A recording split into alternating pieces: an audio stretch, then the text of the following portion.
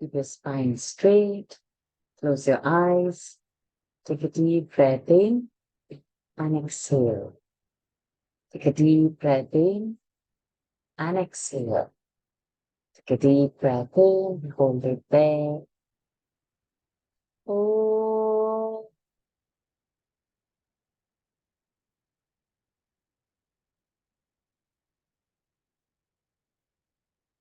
oh,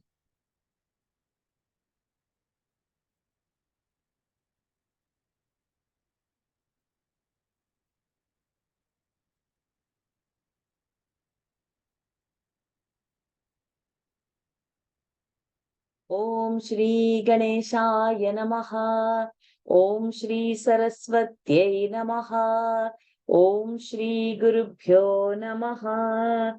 Samasta Jana Kalyane Niratam Karunamayam Namami Chinmayam Devam Sadgurum Brahma Vidvaram Sadgurum Brahma Vidvaram सर्वमङ्गलमङ्गल्ये शिवाये सर्वसाधिके शरण्ये त्र्यम्बके गौरी नारायणि नमोऽस्तुते नारायणि नमोऽस्तुते सिन्दूरारुणविग्रहान् त्रिनयनां माणिक्यमौलिस्फुर तारानायकशेखरां स्मितमुखीमापीनवक्षोरुहाम् पाणिभ्यामलिपूर्णरत्नचषकं रक्तोत्पलम् बिभ्रतीं सौम्यां रत्नघटस्थरक्तचरणां ध्यायेत् परामम्बिकाम् अरुणां करुणातरङ्गिताक्षीं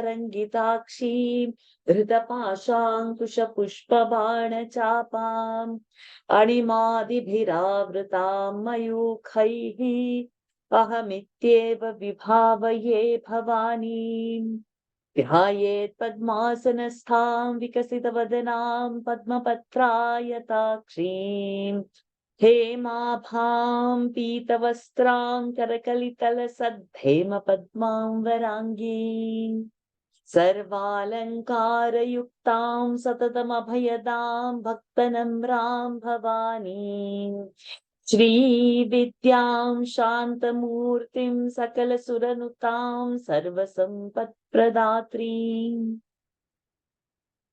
सकुङ्कुमविलेपनामलिकचुम्बिकस्तूरिकाम् समन्दहसिते सशरचापपाशाङ्कुशाम् अशेषजनमोहिनीमरुणमाल्यभूषाम्बराम् जपाकुसुमभासुरान् जपविधौ स्मरेदम्बिका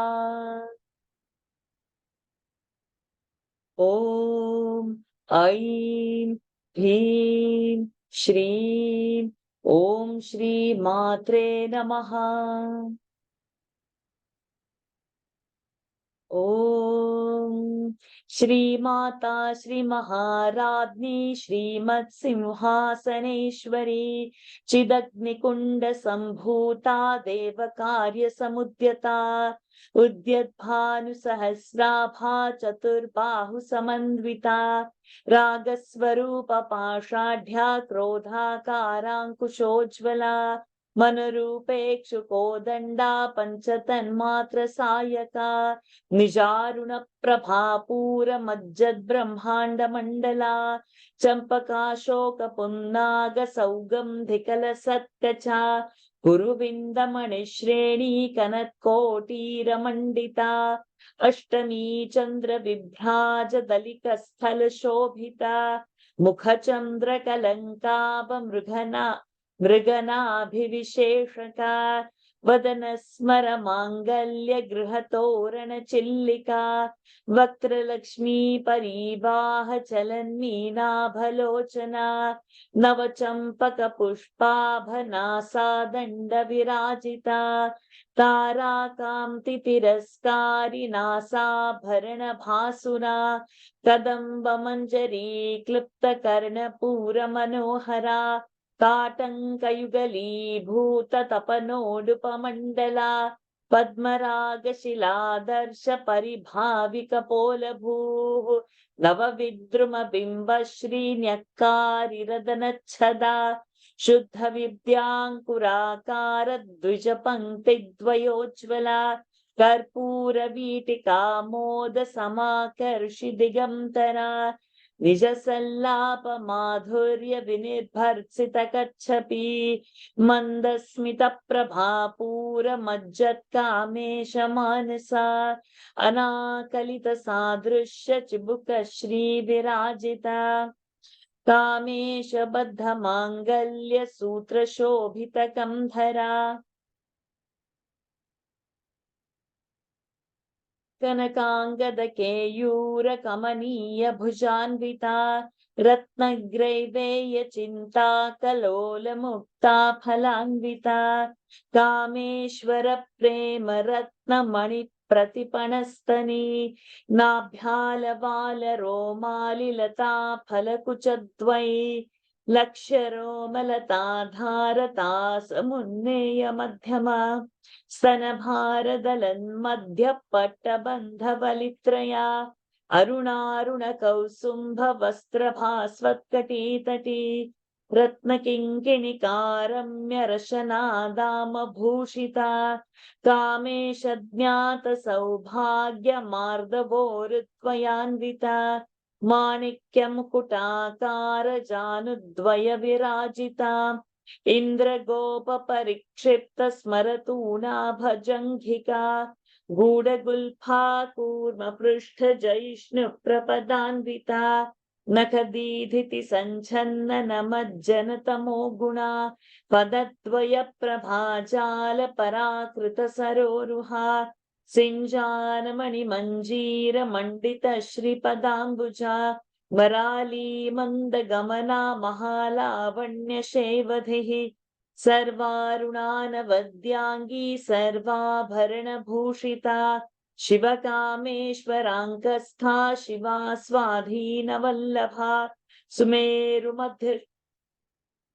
सुमेरुमध्य शृङ्गस्था श्रीमन्नगरनायिका चिन्तामणिगृहान्तस्था पञ्चब्रह्मासनस्थिता महापद्माटवी संस्था कदम्बवनवासिनी सुधासागर मध्यस्था कामाक्षी कामदायिनी देवर्षिगण संघात स्तूयमानात्मवैभवा भण्डासुरवधोद्युक्त शक्तिसेना समन्विता संपत्करी समारूढ़ सिंधुरव्रज सेविता अश्वारूढ़ाधिष्ठिताश्वकोटिकोटिभिरावृता चक्रराजरथारूढ़ सर्वायुध परिष्कृता ध्येयचक्ररथारूढ़ मन्त्रिणी परिसेविता गिरिचक्ररथारूढ़ दण्डनाथा पुरस्कृता ज्वालामालिनिका क्षिप्त वह्नि प्राकार मध्यगा भण्ड सैन्यवधोद्युक्त शक्ति विक्रम हर्षिता नित्या पराक्रमाटोपनिरीक्षिण समुत्सुका भण्डपुत्र वधोद्युक्त बाला विक्रम नन्दिता मन्त्रिण्यम्बा विरचित विषङ्गवधतोषिता विशुक्र प्राणहरण वाराही वीर्यनन्दिता कामेश्वर मुखालोक कल्पित श्री गणेश्वरा महागणेश निर्भिन्न विघ्न यंत्र प्रहर्षिता भंडासुरेन्द्र निर्मुक्त शस्त्र प्रत्यस्रवर्षिणी करांगुली नखोत्पन्न नारायण दशाकृतिः महापाशुपतास्त्राग्नि निर्दग्धासुर सैनिका कामेश्वरास्त्र निर्दग्ध सभण्डासुर शून्यका ब्रह्मोपेन्द्र महेन्द्रादि देव संस्तुत वैभवा हर नेत्राग्नि संदग्ध काम संजीवनौषधिः श्रीमद्वाग्भव कूटैक स्वरूप मुख पंकजा कंठाधक्कटि पर्यंत मध्यकूट स्वरूपिणी शक्तिकूटैकतापं न कट्यधो भागधारिणी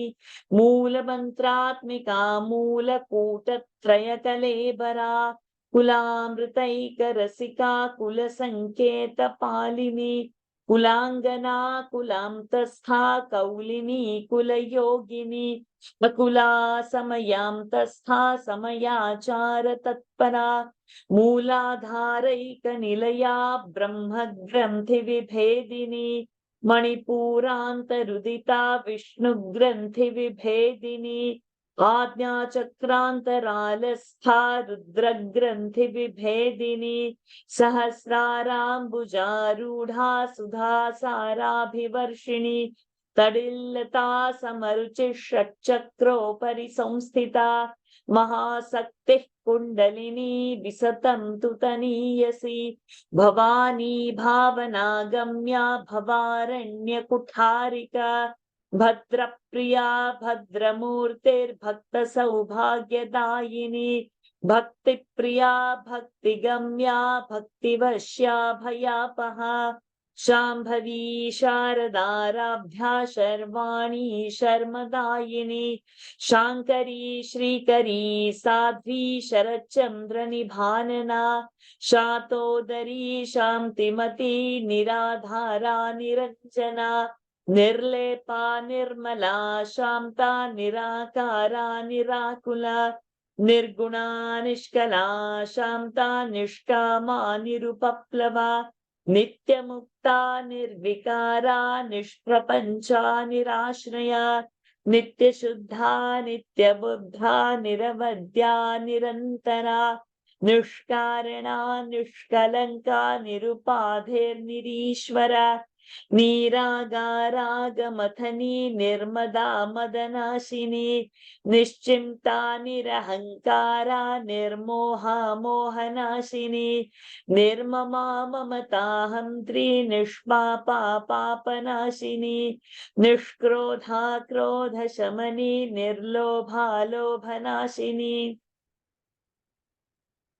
निस्संशया संशयग्नि निर्भवा भवनाशिनी निर्विकल्पा निराबाधा निर्भेदा भेदनाशिनी निर्नाशा मृत्युमथनी निष्क्रिया निष्परिग्रहा निस्तुला नीलचिकुरा निरपाया निरत्यया दुर्लभा दुर्गमा दुर्गा दुःखहन्त्री सुखप्रदा दुष्टदूरा दुराचार शमनी दोषवर्जिता सर्वज्ञा सान्द्र करुणा समानाधिकवर्जिता सर्वशक्तिमयी सर्वमङ्गला सद्गतिप्रदा सर्वेश्वरी सर्वमयी सर्वमन्त्रस्वरूपिणी सर्वयन्त्रात्मिका सर्वतन्त्ररूपा मनोन्मनी माहेश्वरी महादेवी महालक्ष्मीर्मृडप्रिया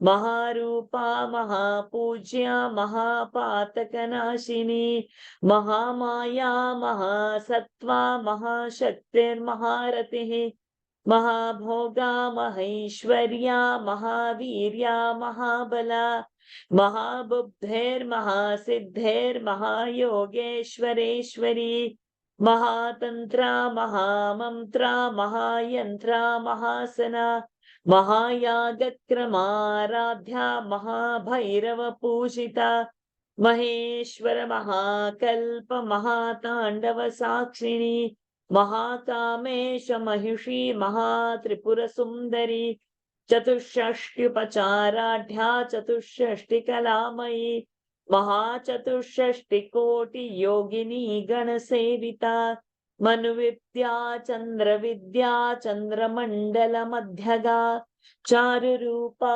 चारुहासा चारुचन्द्रकलाधरा चराचर जगन्नाथा चक्रराजनिकेतना पार्वती पद्मनयना पद्मराग समप्रभा पंचप्रेतासनासीना पंचब्रह्मस्वरूपिणी पंचिन्मयी परमानंदा विज्ञान घन रूपिणी ध्यान ध्यातृध्येय रूपा धर्मा धर्म विवर्जिता विश्वरूपा जागरिणी स्वपन्ति तैजसात्मिका सुप्ता प्राज्ञात्मिका तुर्या सर्वावस्था विवर्जिता सृष्टिकर्त्री ब्रह्मरूपा गोप्त्री गोविन्दरूपिणी संहारिणी रुद्ररूपा तिरोधानकरीश्वरी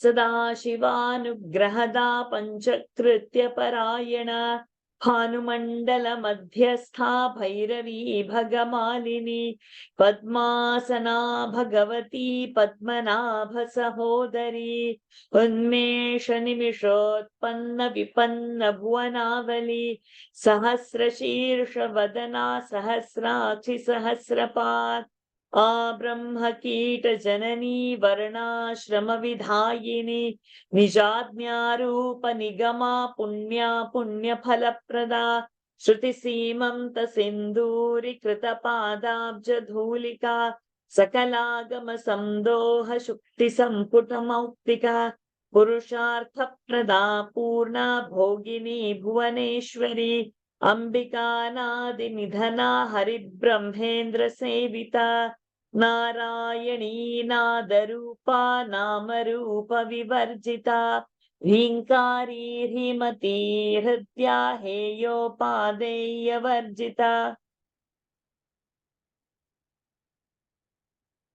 राजराजार्चिता राज्ञी रम्या राजीवलोचना रञ्जनी रमणीरस्या रणत्किङ्किणिमेखला रमा राकेन्दुवदना रतिरूपा रतिप्रिया रक्षाकरी राक्षसघ्नी रामा रमणलम्पटा काम्या कामकलारूपा कदम्बकुसुमप्रिया कल्याणी जगती कंदा करुणा रससागरा कलावती कलालापा कांता कादंबरी प्रिया वरदा वामनयना वारुणी मदविह्वला विश्वाधिका वेद वेद्या विंध्याचल निवासिनी विधात्री वेद जननी विष्णुमाया विलासिनी क्षेत्र स्वरूपा क्षेत्रेशी क्षेत्र क्षेत्रज्ञपालिनी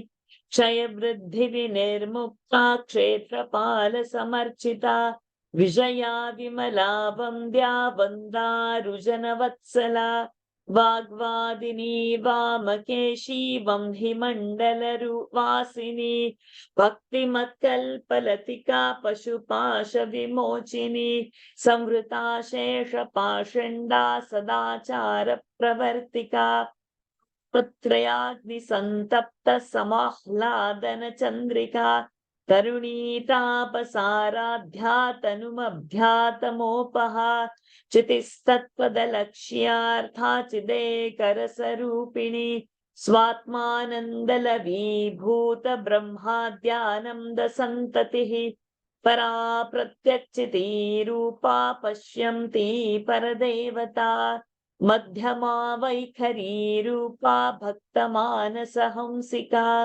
कामेश्वर प्राणनाडी कृतज्ञा कामपूजिता शृंगार रस संपूर्णा जया जालंधर स्थिता ओड्यान पीठ निलया बिंदु मंडल वासिनी रहो यागक्रमाराध्या रहस्तर्पण तर्पिता सद्य प्रसादिनी विश्व साक्षिणी साक्षि वर्जिता षडंग देवता युक्ता षड्गुण्य परिपूरिता नित्य क्लिन्ना निरुपमा निर्वाण सुखदायिनी नित्या षोडशिका रूपा श्रीकंठार्ध शरीरिणी प्रभावती प्रभारूपा प्रसिद्धा परमेश्वरी मूल प्रकृतिरव्यक्ता व्यक्ता व्यक्त स्वरूपिणी व्यापिनी विविधाकारा विद्या विद्या स्वरूपिणी महाकामेश नयन कुमुदाह्लाद कौमुदी भक्तहार्दतमो भेद भानुमद्भानु संततिः शिवदूती शिवाराध्या शिवमूर्ति शिवंकरी शिवप्रिया शिवपरा शिष्टेष्टा शिष्ट पूजिता अप्रमेया स्वप्रकाशा मनोवाचान गोचरा चिच्छक्तिश्चेतना रूपा जडशक्तिर्जरात्मिका गायत्री व्याहृतिः सन्ध्या द्विजवृन्दनिषेविता तत्त्वासना तत्त्वमयी पञ्चकोशान्तरस्थिता निस्सीममहिमा नित्ययौवना मदशालिनी मदघूर्णितरक्ताक्षी मदपाटलगण्डभूः चन्दनद्रवदिग्धाङ्गी चाम्पेयकुसुमप्रिया कुशला कोमलाकारा कुरुकुल्ला कुलेश्वरी कुलकुण्डालया कौलमार्गतत्परसेविता कुमारगणनाथाम्बा तुष्टिः पुष्टिर्मतिर्धृतिः शान्तिः स्वस्तिमतिर्कान्ति नन्दिनी विघ्ननाशिनी तेजोवती त्रिनयना लोलाक्षी कामरूपिणी मालिनी हंसिनी माता मलया चलवासिनी सुमुखी नलिनी शुभ्रुशोभना सुरनायिका कालकण्ठी कान्तिमती क्षोभिणी सूक्ष्मरूपिणी वज्रेश्वरी वामदेवी वयोवस्था विवर्जिता सिद्धेश्वरी सिद्धविद्या सिद्धमाता यशस्विनी विशुद्धिचक्रनिलया रक्तवर्णा त्रिलोचना खट्वाङ्गादिप्रहरणा वदनैकसमन्विता पायसान्नप्रिया त्वक्स्था पशुलोकभयङ्करी अमृतादिमहाशक्तिसंवृता डाकिनीश्वरी अनाहताब्जनिलया श्यामा भावदनद्वया दंष्ट्रोज्ज्वलाक्षमालादिधरा रुधिरसंस्थिता कालरात्र्यादिशक्त्यौघवृता स्निग्धौदनप्रिया महावीरेन्द्रवरदा राकिण्यम्बा स्वरूपिणी मणिपूराब्जनिलया वदनत्रयसंयुता वज्रादिकायुधोपेता डामर्यादिभिरावृता रक्तवर्णा मांसनिष्ठा गुणान्नप्रीतमानसा समस्तभक्तसुखदा लाकिन्यम्बा स्वरूपिणी स्वाधिष्ठानाम्बुजगता चतुर्वक्त्रमनोहरा शूलाब्द्यायुधसम्पन्ना पीतवर्णातिगर्विता मेधोनिष्ठा मधुप्रीता बन्धिन्यादिसमन्विता दध्यन्नासक्तहृदया काकिनी रूपधारिणी मूलाधाराम्बुजारूढा पञ्चवक्त्रास्ति संस्थिता अङ्कुशादिप्रहरणा वरदादिनिषेविता मुद्गौदनासक्तचित्ता रसाकिन्यम्बा स्वरूपिणी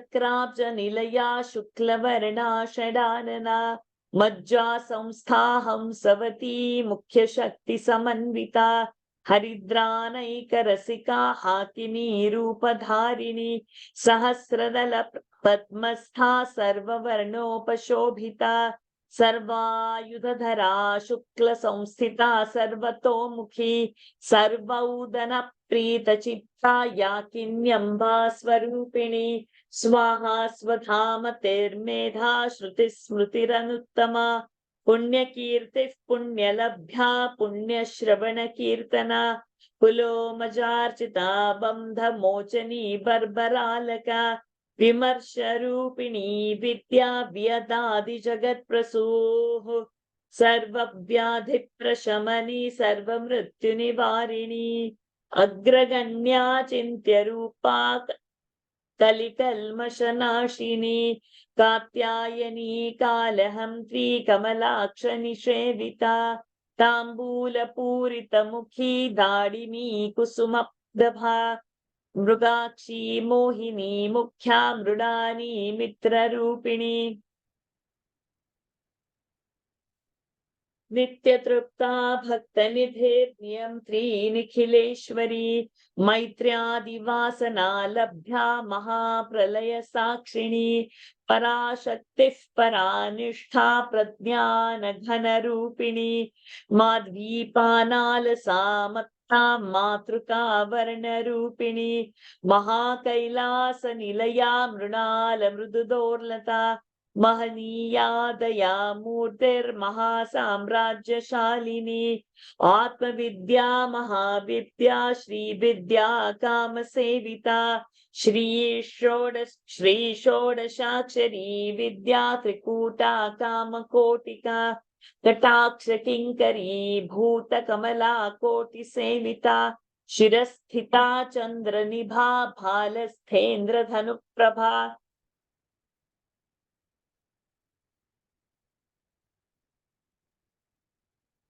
शिरस्थिता चंद्रनिभा भालस्थेन्द्र धनुप्रभा हृदयस्थार विप्रख्या त्रिकोणान्तरदीपिका दाक्षायणी दैत्यहन्त्री दक्षयज्ञविनाशिनी दरान्दोलित दीर्घाक्षी दरहासोज्ज्वलन्मुखी गुरुमूर्तेर्गुणनिधेर्गोमाता गुहजन्मभूः देवेशी दण्डनीतिस्था दहराकाशरूपिणी प्रतिपन्मुख्यराकान्ततिथिमण्डलपूजिता कलात्मिका कलानाथा काव्यालापविनोदिनी सचामररमावाणी सव्यदक्षिणसेविता आदिशक्तिरमेयात्मा परमा पावनाकृतिः अनेककोटि ब्रह्माण्ड जननी दिव्यविग्रहा क्लिङ्कारी केवला गुह्या कैवल्यपददायिनी त्रिपुरा त्रिजगद्वन्द्या त्रिमूर्तिस्त्रिदशेश्वरी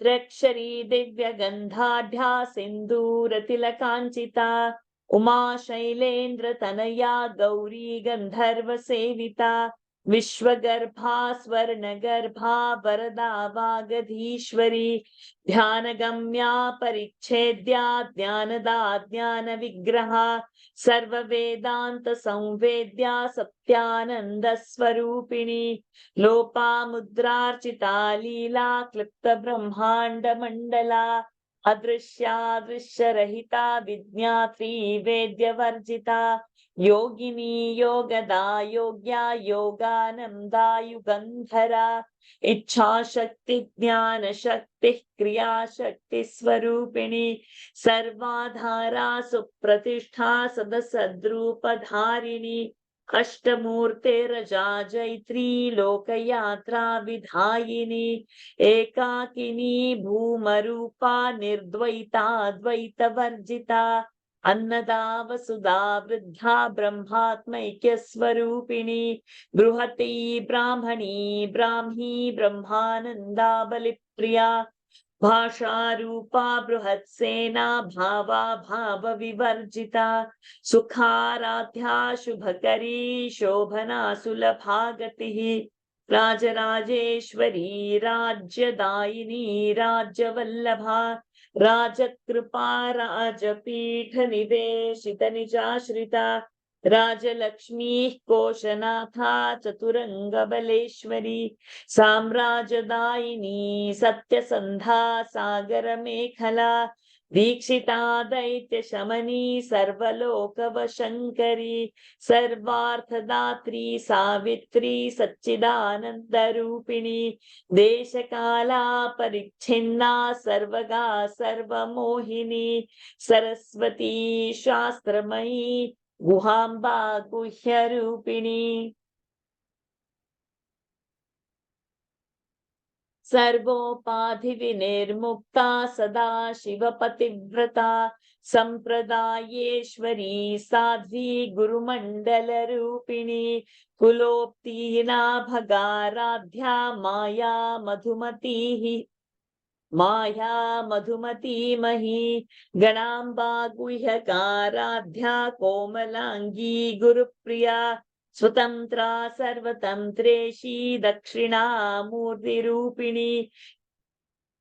सनकादि समाराध्या शिवज्ञानप्रदायिनी चित्कलानंद कलिका प्रेम रूपा प्रियंकरी नाम पारायण प्रीता नंदि विद्या नटेश्वरी मिथ्या जगदधिष्ठाना मुक्तिदा मुक्तिरूपिणी लास्य प्रियालयकरी श्रज्जारंभादिवंदिता भवदा वसुधा वृष्टिः पापारण्यदवानला दौर्भाग्यतूलवातूला जराध्वान्तरविप्रभा भाग्याब्धिचन्द्रिका भक्तचित्तकेकि घना घना रोगपर्वतदम्भोलिर्मृत्युदारुकुठारिका महेश्वरी महाकाली महाग्रासा महाशना अपर्णा चण्डिका चण्डमुण्डा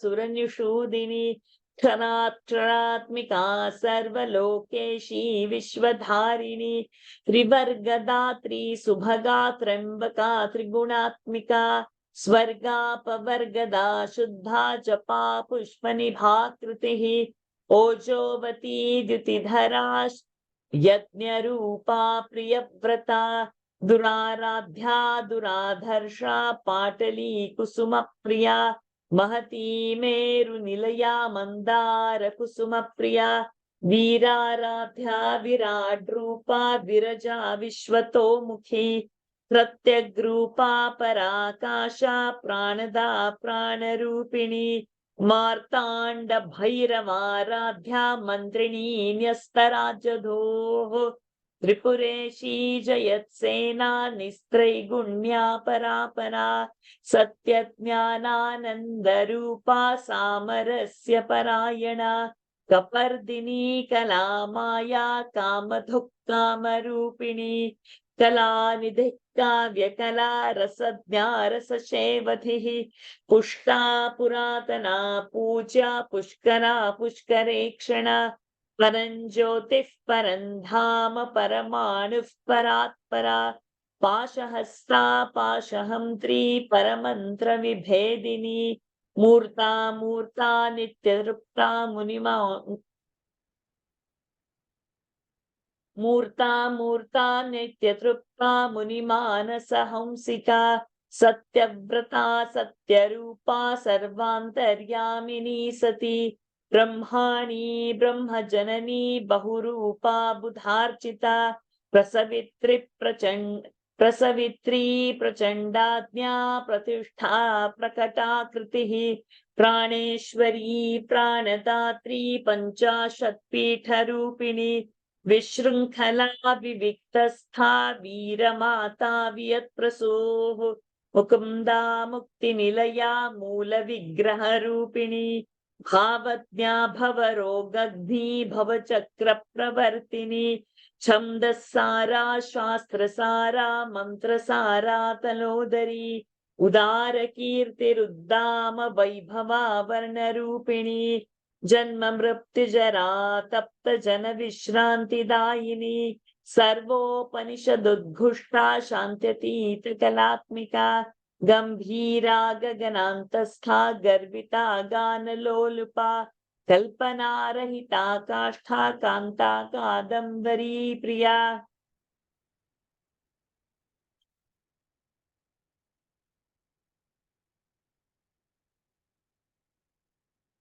कल्पनारहिता काष्ठा कान्ता कान्तार्धविग्रहा कार्यकारण निर्मुक्ता कामकेलितरङ्गिता कनकताटङ्का लीला विग्रहधारिणी अजाक्षय विनिर्मुक्ता मुग्धा क्षिप्रप्रसादिनी अंतर्मुख समाराध्या बहिर्मुख सुदुर्लभा त्रिवर्ग निलया त्रिस्था त्रिपुरमालिनी निरामया निरालंबा स्वात्मा रामा सुधाश्रुतिः संसार पंक निर्मग्न समुद्धरण पंडिता यज्ञ प्रिया यज्ञकर्त्री यजमान स्वरूपिणी धर्माधारा धनाध्यक्षा धन धान्य विवर्धिनी विप्रप्रिया विप्ररूपा विश्वभ्रमणकारिणी विश्वग्रासा विद्रुमाभा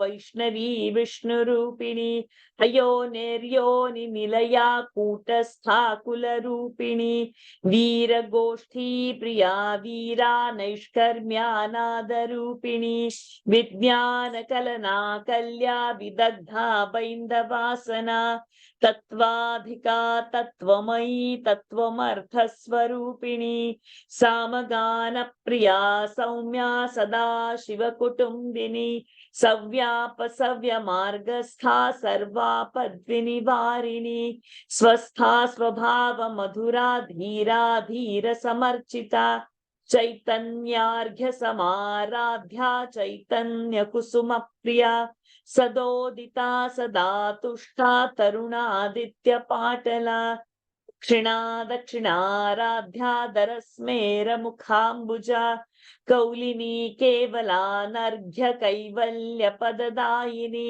स्तोत्रप्रिया स्तुतिमती श्रुतिसंस्तुतवैभवा मनस्विनी मानवती महेशी मङ्गलाकृतिः विश्वमाता जगद्धात्री विशालाक्षी विरागिणी प्रगल्भा परमोदारा परामोदा मनोमयी व्योमकेशी विमानस्था वज्रिणी वामकेश्वरी पञ्चयज्ञप्रिया पञ्चप्रेतमञ्चाधिशायिनी पञ्चमी पञ्चभूतेशी पञ्चसङ्ख्योपचारिणी शाश्वती शाश्वतैश्वर्या शर्मदा शम्भुमोहिनी धराधरसुता धन्या धर्मिणी धर्मवर्धिनी लोकातीता गुणातीता सर्वातीता शमात्मिका बन्धूककुसुमप्रख्या बाला लीला विनोदिनी सुमङ्गली सुखकरी सुवेषाढ्या सुवासिनी सुवासिन्यर्चनप्रीता शोभना शुभ्रमानसा बिन्दुतर्पण संतुष्टा पूर्वजा त्रिपुराम्बिका दशमुद्रा समाराध्या त्रिपुरा श्रीवशङ्करी ज्ञानमुद्रा ज्ञानगम्या ज्ञानज्ञेयस्वरूपिणी योनिमुद्रा त्रिखण्डेशी त्रिगुणाम्बा त्रिकोणगा अनघाद्भुतचारित्रा वाञ्छितार्थप्रदायिनी अभ्यासातिशयज्ञाता षडध्वातीतरूपिणी अव्याजकरुणामूर्तिरज्ञानध्वान्तदीपिका आबालगोपविदिता सर्वानुल्लङ्घ्य शासना श्रीचक्रराजनिलया श्रीमत्त्रिपुरसुन्दरी श्रीशिवा शिवशक्त्यैक्यरूपिणी ललिताम्बिका एवं श्रीललिता देव्या नाम्नां साहस्रकं इति श्रीब्रह्माण्डपुराणे उत्तरखण्डे श्रीहयग्रीवागस्त्य संवादे श्रीललिता सहस्रनामस्तोत्रं सम्पूर्णम् गुह्याद्गुह्य गोप्त्रेत्वं गृहाणास्मत्कृतं जपं सिद्धेर्भवतु मे देवि त्वत्प्रसादात् मयि स्थिरा यदक्षरपदभ्रष्टं मात्राहीनं तु यद्भवेत् तत्सर्वं क्षम्यतां देवि नारायणि नमोऽस्तु ते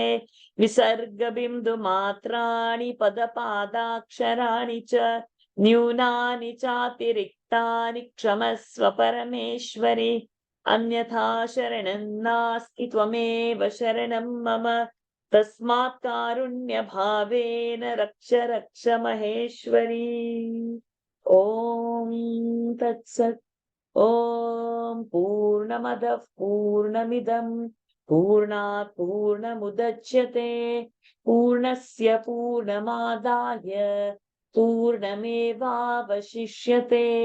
ॐ शान्ति शान्ति शान्तिः हरिः ओम् श्रीगुरुभ्यो नमः हरिः ओम् श्रीदेव्यार्पणमस्तु Hari Om everyone. Thank you for joining. So what will happen next is I'll be doing it over WhatsApp instead of this Friday, we'll do conveniently on next Friday. But the tradition we were keeping was the first Friday. So what we'll do is, we'll just take up the first Dhyana Shloka, only one Shloka for this Friday. Then next Friday onwards, we can post the remaining Dhyana Shlokas only. So those were absolutely new. They can practice, those who are traveling can practice at least one Shloka. And when they are getting a free time, they are able to do a pre-record of the balance 3 shlokas, of which 2 are very small. So that should be easy. Okay. So what will happen on Friday morning?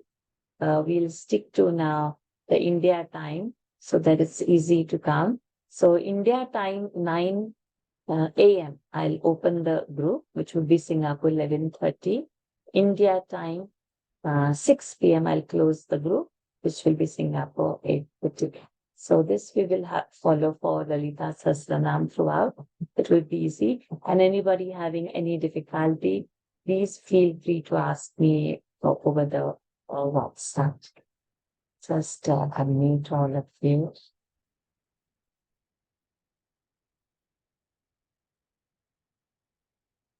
Can unmute yourself. Yes, possible? No? Yes. Yes. Okay. Thank you. Hari Om, everyone. Thank you for joining for this Vijayadashami. Thank you for joining for the entire Navaratri. Let us celebrate the glories of the Devi Navratri after Navratri in a similar manner and probably more than different ways that we can imagine. So probably she will give us the thoughts. So thank you everyone and happy Vijayadashami to one and all. Thank you, Varsha ji. Thank you, Varsha. Thank you. Thank you. Thank you, Ji. Hari Om. Thank you. Hari Om. Hari Om. Thank you, Ji. Hari Om. Hari Om. Thank you, Ji.